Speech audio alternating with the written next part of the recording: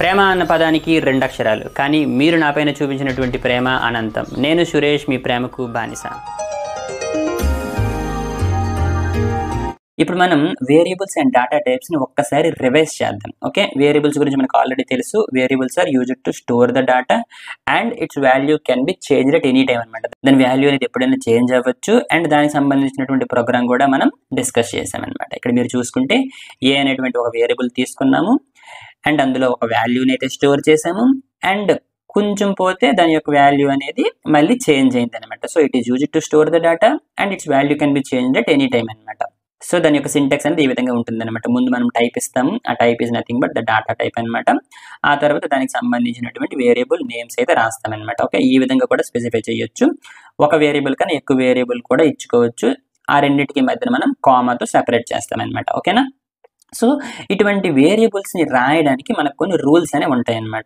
Okay, a variable can have alphabets, digits, underscore, ఇవి తప్ప ఇంకా ఏమి ఉండకూడదు అనమాట. అండ్ అదే విధంగా variable name can start with alphabet underscore, కానీ it can't start with digit అనమాట. డిజిట్ తో స్టార్ట్ అయ్యే ఛాన్స్ అయితే లేదు. డిజిట్ తో మనం స్టార్ట్ చేయకూడదు అనమాట. ఓకే, అండ్ అదే విధంగా no white space is allowed within the variable name అనమాట. మనం ఏదైతే వేరియబుల్ నేమ్ ఇస్తామో దాని మధ్యలో వైట్ స్పేస్ అనేది ఉండకూడదు అనమాట. A variable name must not be a keyword. Okay, keyword అవ్వకూడదు అనమాట. ఓకే, కీవర్డ్స్ గురించి తర్వాత మనం డిస్కస్ చేస్తాము. అప్పుడు మనం డిస్కస్ చేసేటువంటి కీవర్డ్స్ ఏవైతే ఉంటాయో మనం ఇచ్చేటువంటి వేరియబుల్ నేమ్ లో కీవర్డ్ అనేది ఉండకూడదు అనమాట. ఓకేనా? సో ఈ యొక్క వేరియబుల్స్ లో డిఫరెంట్ టైప్స్ ఉన్నాయన్నమాట. Local, global, static, automatic, external అని చెప్పేసి వీటి గురించి మనం డిస్కస్ చేసుకోలేదు. వీటి గురించి మనం స్టోరేజ్ క్లాసెస్ అనేటువంటి కాన్సెప్ట్ లో డిస్కస్ చేస్తామన్నమాట. ఓకేనా? ఇప్పుడు మనం డేటా టైప్స్ గురించి డిస్కస్ చేద్దాం. మనకు ఆల్రెడీ తెలుసు, data type defines the type of the data and size of the data, అంతే కదా? సో ఆ డేటా టైప్స్ లో మనకి ప్రైమరీ డేటా టైప్స్ ఉంటాయి, సెకండరీ డేటా టైప్స్ ఉంటాయి.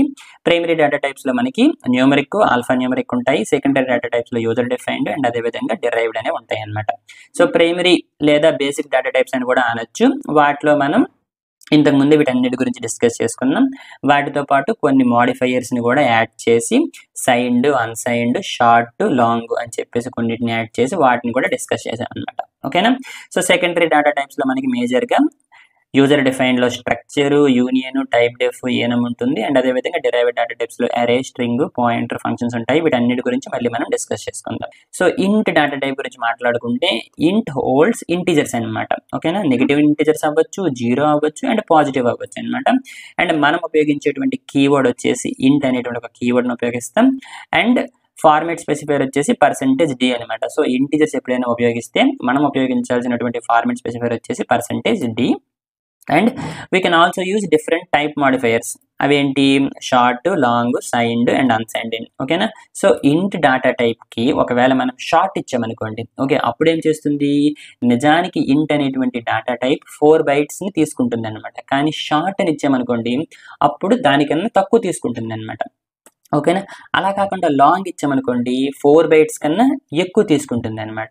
అండ్ అదే విధంగా అన్సైన్డ్ అనేటువంటి కీవర్డ్ ని ఉపయోగించామనుకోండి, ఓన్లీ నాన్ నెగటివ్ ఇంటీజర్స్ ని రిప్రజెంట్ చేయొచ్చు అనమాట. అంటే ఏంటి?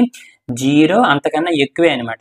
0 దాని తరువాత అంటే ఓన్లీ పాజిటివ్ వాల్యూస్ ని రిప్రజెంట్ చేయగలం అనమాట. అండ్ అలాగే సైన్డ్ అనేటువంటి కీవర్డ్ ని ఉపయోగించామనుకోండి, positive numbers, negative numbers and అదే విధంగా 0 అనమాట. అంటే 0 కన్నా ముందున్నవి అంటే మైనస్ లో ఉంటాయి కదా అవి, 0 కన్నా తర్వాత అంటే పాజిటివ్స్ లో ఉంటాయి కదా అవి అనమాట. సో ప్రతి దాన్ని రిప్రజెంట్ చేయొచ్చు అనమాట. అండ్ ఒకవేళ మనం ఏది మెన్షన్ చేయలేదు అనుకోండి, అంటే సింపుల్ గా ఇంట్ ఏ అని ఇచ్చామనుకోండి, ఇప్పుడు ఈ యొక్క ఏ అనేటువంటి వేరియబుల్ లో మనం పాజిటివ్ నెంబర్స్ పెట్టొచ్చు, నెగిటివ్ నెంబర్స్ పెట్టొచ్చు, 0 పెట్టొచ్చు అనమాట. అంటే మనం ఒకవేళ మెన్షన్ చేయకపోతే బై డిఫాల్ట్ అది సైన్డ్ అనమాట. ఓకే, సో సైన్డ్ లో మనం పాజిటివ్ పెట్టొచ్చు, నెగిటివ్ పెట్టొచ్చు, అదే విధంగా 0 పెట్టొచ్చు అనమాట. ఓకే, అండ్ అదే విధంగా float data type. So float ఎందుకోసం ఉపయోగిస్తాము? It holds the decimal numbers అనమాట. అంటే ఈ విధంగా అనమాట, ఈ విధంగా పాయింట్స్ ఉంటాయి అనమాట. దీన్ని మనం ఇంటిగ్రల్ పార్ట్ అంటాము, దీన్ని మనం ఫ్రాక్షనల్ పార్ట్స్ అంటాం అనమాట. దానికోసం మనం ఫ్లోట్ అనేటువంటి ఒక కీవర్డ్ ని ఉపయోగిస్తాం. అండ్ ఫార్మాట్ స్పెసిఫైర్ వచ్చేసి %f అనమాట. Double data type. డబుల్ కూడా సేమ్ డెసిమల్ నెంబర్స్ ని రిప్రజెంట్ చేయడం కోసం ఉపయోగిస్తాం. డబుల్ అనేటువంటి కీవర్డ్ ని ఉపయోగిస్తాం. అండ్ అదే విధంగా ఫార్మాట్ స్పెసిఫైర్ వచ్చేసి %lf ఉపయోగిస్తాం అనమాట. ఫ్లోట్ కి వచ్చేసి మనం %f ఉపయోగిస్తాం, కానీ డబుల్ కి వచ్చినప్పటికి %lf అనేది ఉపయోగిస్తాం అనమాట. అయితే డబుల్ కి ఫ్లోట్ కి ఉన్నటువంటి మెయిన్ డిఫరెన్స్ ఏంటి అనుకోనంటే, మన పాయింట్ తరువాత రిప్రజెంట్ చేసేటువంటి డిజిట్స్ అనమాట. ఫ్లోట్ అనుకోండి 6 డెసిమల్ పాయింట్స్ని రిప్రజెంట్ చేస్తుంది అనమాట. కానీ డబుల్ వచ్చేసి మొత్తం 15 డెసిమల్ డిజిట్స్ని రిప్రజెంట్ చేస్తుంది అనమాట. అండ్ అదేవిధంగా క్యార్ డేటా టైప్. సో క్యార్ అనేది ఎందుకు ఉపయోగిస్తాము? Use to store single character values అనమాట. సో ఈచ్ క్యారెక్టర్కి కూడా మనకి ఒక ఆస్కీ వాల్యూ ఉంటుంది. వాటి గురించి మనం ఆల్రెడీ డిస్కస్ చేసాం. అండ్ క్యారెక్టర్ని రిప్రజెంట్ చేయడానికి కోసం క్యార్ అనేటువంటి ఒక డేటా టైప్ని ఉపయోగిస్తాం. దాని యొక్క ఫార్మాట్ స్పెసిఫైర్ వచ్చేసి %C అనమాట. ఓకే. అండ్ వీటితో పాటు కూడా మనం సైన్డ్ అండ్ అన్సైన్డ్ మాడిఫైయర్స్ని అయితే ఉపయోగించుకోవచ్చు. షార్ట్ టు లాంగ్ అయితే ఉపయోగించడానికి లేదనమాట. ఓకే. సో సైన్డ్ క్యార్ ఏదైతే ఉంటుందో దానికి మనకి పాజిటివ్స్ నెగిటివ్స్ వస్తాయి కాబట్టి -127 నుండి 128 వరకు రిప్రజెంట్ చేసుకోవచ్చు. కానీ అన్సైన్డ్లో మనకి నెగిటివ్స్ రావు కాబట్టి 0 నుండి 255 వరకు రిప్రజెంట్ చేసుకోవచ్చు అనమాట. ఓకేనా. అండ్ వాయిడ్ అనమాట. సో వాయిడ్ ఎందుకోసం ఉపయోగిస్తాము?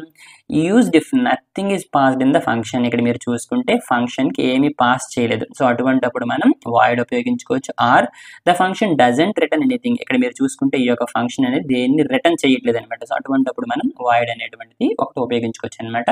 అండ్ వీటితో పాటుగా మనం పాయింటర్స్లో వాయిడ్ అనేటువంటి కాన్సెప్ట్ ఉపయోగిస్తాం. అక్కడ నేను వాయిడ్ గురించి మళ్ళీ డిస్కస్ చేస్తాను. ఓకేనా.